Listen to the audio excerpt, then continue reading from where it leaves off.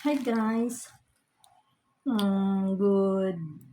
Good afternoon na pero ngayon pa lang ako mananangalian katatapos ko lang maligo. This is my first ever video dito sa aming bagong inuupahang bahay. Lumipat na kami ng bahay guys. Tingnan nyo, iba na yung background, di ba?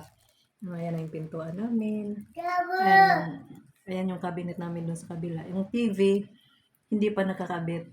Kasi kalilipat lang namin, nagtatrabaho yung aking asawa.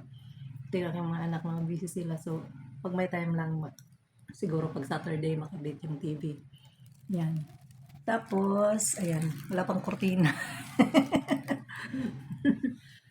Si Damaris ang kasama ko ngayon. Ayan, kaming dalawa lang ang gising. Ayan, kumakain siya. Yan, ulam namin. Kami na lang ang nahuling, hindi pa kumakain. Tapos na sila kumain kasi alas 10 na tapos yung work ni Faith. Nag-work at home siya kagabi. Dito lang siya. After niya mag-work, ito, nag-order siya ng Jollibee kasi nakatipid siya. Hindi siya namasahe. Ayan, bumili ng bucket. Ito na lang natira. So, alas 10 kasi yon may hamburger yung kinain ko. So, alauna na, it's 1:30 na. Ngayon ko lang naramdaman na nagugutom na pala ako. Hindi pa pala ako nananghalian kasi nga kumain ako ng hamburger kanina alas 10. So, ayan. Kami na lang ni Damaris ang kakain. Itabi natin to. Takpan natin dito para hindi mawala yung punchiness. Itabi muna natin. Yan, kakain kami ni Damaris. Say hi, Damaris. Hi. Hi, everyone. Damaris is eating chicken choy. Ayan. Kain tayo. Ulam tapos, ayan, may sausawan. So, ayan guys. Don't worry guys, nag-pray na kami ni Damaris bago kumain. Kumakain na kami actually bago ko naalala na mag-video ako para may content naman ako for today's for today's vlog. Kasi, hmm? What? Flower, yes. May flower kasi guys. Yung flower na binigay sa akin ni Mr. nung Valentine's Day. Ayan o. Ano pa siya? Tulog na sila pero ito okay pa. Yung sinasabi ni Damaris na flower. Hi. So yan. Lumipat kami ng bahay. Ang tagal din namin doon sa kabilang bahay eh. Parang almost 7 years kaming tumira doon. Sa bahay na yun. Bahay ng auntie ko yun. Yung auntie ko na nagpaaral sa akin nung college. Tapos, namayapa na siya last 20. Anong year ba yun? 2016? 2017? 2017 or 2018 parang gano'n. Namatay na yung auntie ko. Tapos, ayun, nung namatay na siya, February yun namatay si auntie. Tapos, June, lumipat na kami dun sa bahay. Yung dati namin tinitirahan ng bahay. Tapos ngayon, kaya nandito na ulit kami. Doon sa dating namin tinitirang bahay, hindi kami nag-uupa doon. Kasi, hindi ko na lang ibento. Tapos, earlier lang, nagpunta dito yung aking kapatid. Nalaman ko lang na sinangla na nila yung nasa third floor kami nakatira, diba? Sabi ko sa inyo sa mga vlog ko, nasa third floor kami nakatira. Nalaman ko lang na sinangla na nila ng buo yung third floor. Pumunta sila sa bahay. Yung aking hipag pumunta sa bahay. Pati yung napagsanlaan nila. At sinabi sa akin na, yun na, nagbayaran na sila. Saka ko lang nalaman na gano'n. Kaya ako naman, ayaw ko ng ayaw ko ng gulo. Lalo na pag sa family, mga kapatid ko, ayaw ko. Kasi kami na lang eh. Wala na kaming magulang. Pero ako yung nakapanganay. Pero, alam mo yung nakakalungkot na parang bilang panganay, hindi nila ako nirespeto. Na, basta na lang malaman ko sinangla na nila ng bahay, wala na akong magagawa. Nakiusap pa ako sa kanila na kung pwede pati doon sa pagsanglaan. Nakiusap ako sa kanila na kung pwede, kahit hanggang makagraduate lang si January yung aking panglimang anak. Saka na kami lilipat kasi alam ko kayo na mga nagpapaaral din ng college, makaka-relate kayo, lalo na pag graduating, di ba? Maraming gastos yun, lately lang nag-thesis sila, siyempre maraming gastos, although meron naman si Jenred na kukuha na kanyang ano sa scholar, pero siyempre kailangan pa din yung suporta natin bilang magulang. And ngayon last sem niya, so nakiusap ako sa kanila na kung pwede kahit hanggang makagraduate lang si Jenred, kahit hanggang May lang kami doon.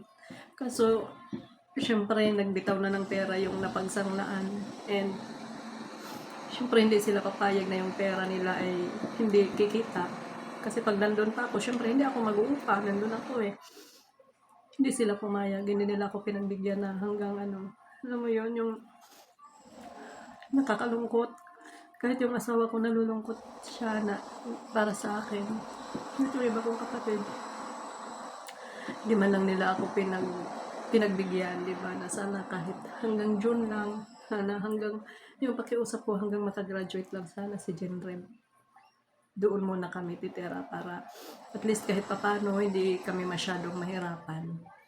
Kasi sa totoo lang, although above minimum naman yung sinasahod ng aking asawa, pero hindi pa rin talaga sobra-sobra yung kinikita niya para sa amin. Kasi syempre big family kami, tapos 2 college pa yung nag-aaral. Syempre yung allowance din ng asawa ko, yung mga gastusin namin sa araw-araw. Sabi nga, kapag malaki ang butones, malaki din ang uhali. So, malaking hindi talaga nagsusobra-sobra yung sinasahod niya ba. Eh, ang naiisip ko kasi, kapag gano'n na mag-uupa na kami, may, ano ba, mahirap para sa amin na yun, magbabayad ulit ng upa, kailangan kong magtabi ng pang-upa kasi yun ang aalis na kami doon. So, ngayon ito, kailangan namin mag-adjust, nag-uupa kami dito. And malaki naman tong bahay na aming naupahan. Asan na? Ayun. Hanggang doon. Basta malaki to. One day, tutor ko kayo kapag naayos na namin lahat ng mga gamit. Hindi pa kasi namin naaayos dahil hanggang ngayon may mga natitira pa din na gamit doon sa kabila. May mga gamit pa kami, hindi pa talaga nauubos yung gamit namin hakutin. So, yun. Kaya wala na akong magagawa. Lumipat na kami. Nakakalungkot lang kasi yun, plano na din nila na ibenta yung bahay. Sabi ko nga, legacy kasi ng auntie namin yun eh. Tapos parang hindi nabigyan ng halaga, hindi nila napahalagahan. Sinangla na nila lahat. Tapos yun, ibibenta na nga din. So, bahala na si Lord. Meron naman kaming naniniwala ako na, sabi ko nga dati, may mga sitwasyon na inaalaw si Lord na mahirap para sa atin, hindi natin gusto yung mga nangyayari, pero naniniwala din ako na in spite of that situation that we are going through, meron ding magandang plano si Lord para sa ating buhay. And yun ang pinapaniwalaan ko, and prayer namin mag-asawa na nawa, ito na yung huli na maglilipat kami ng bahay. Sana sa sunod na paglipat namin ng bahay ay sarili na naming bahay, yung hindi na kami mangungupahan, yung hindi na kami basta-basta na lang puntahan na kailangan nyo nang umalis kasi nasangla na. Diba yung ganun, sakit. Nasaktan ako pero hindi ko sinasabi sa kanila yun. Sa inyo ko lang sinabi. dito lang ako naglabas ng saloobin. Kasi ayaw kong pakita sa asawa, nasasaktan ako. Dahil nasasaktan na siya para sa akin, tapos pag ipakita ko pa na nasasaktan ako, mas lalo siya, baka magalit siya sa kapatid ko. Ayaw kong mangyari yung gano'n. Kasi kapatid ko pa din, ate pa din nila ako pa din yung panganay. At bilang panganay at wala na kami magulang, ako yung di ba, pag panganay ka, ikaw yung tatayo na magulang. Pero nakakalungkot lang na hindi nila ina-acknowledge yung pagiging panganay. Dahil oo, alam ko naman na sa kanila, sabi nila sa kanila, binigay yung bahay na yun. Hindi naman ako hindi ako nang-aangkin. Yung akin lang ba yung respeto sana, na pinaalam nila sa akin na gano'n ang gagawin para nakaredy muna kami. Although, binalik naman nila sa akin yung pera na binigay ko sa kanila noon. Nung tumira kami doon, nagbigay ako sa kapatid ko, mag-asawa. Bigay ako ng 20,000. Binalik naman nila. Pero, kulang pa rin pang down dito. So, kailangan nating humugot para pang down dahil 1 month advance, 1 month deposit yung kailangan ko dito. So, 26,000 yun. Kaya, yun. Okay lang. Okay na yan. Okay na kami dito. At least, malaki na din yung bahay na nagagalawan namin kasi dati doon maliit lang talaga. Parang ito lang yung kwarto na to. Ganyan. Tapos, yung kwarto doon. Pero hindi ganun kalaki talaga. Mas malaki to. At least si Damaris ngayon ay meron na siyang malawak na natatakbuhan na nakapagtakbo-takbo na siya. Nakapaglaro na. And may 2 kwarto. May yan, kwarto yan dyan ng mga lalaki. Tapos dito sa harap. Yan. Yan, yung kwarto na yan. Kwarto ng mga babae. Yan. Tapos dito, kami dito mag-asawa yan. Diyan muna kami. Pero, bibili kami ng kailangan namin bumili ng sofa bed kasi mga lola na. Masakit sa tuhod kapag yung nandyan ka lang sa baba o babangon, di ba? Lalo na sa asawa ko, 55 years old na yun eh. Masakit na sa tuhod niya kapag patayo siya na mula sa bed. Dapat naka-elevate yung namin, kaya kuha kami ng sofa bed para maging komportable. And, ayun, hindi ba kami nakapag-ayos talaga dito sa bahay? Hindi pa kami nakapag-ayos. Yan na, magulo pa. Yun yung mga gamit pa. Yan. Ito yung mga gamit. Tapos dun sa kwarto. Hindi pa naayos kasi yung lagay ng aking mga damit. Oh no! Nahulong cellphone ni Damaris. Yung lagayan ng aking mga damit ay nasa sa kabilang bahay. Kaya wala pa. At hindi pa kami talaga tapos maghakot. Siguro mamaya ayusin ko yung mga gamit na natira doon. Pati yung aking mga halaman nandoon pa. Hindi pa nahakot. Kaya yun. So, nakadami na pala ako. Yun lang guys. Hanggang dito na lang muna yung ating video. Hindi pa ako tapos kumain. Nagdadaldal na naman ako kasi. Anyway, hanggang dito na lang muna ang video natin na ito. Maraming salamat sa pagtanaw. Salamat sa pakikinig sa aking kwento.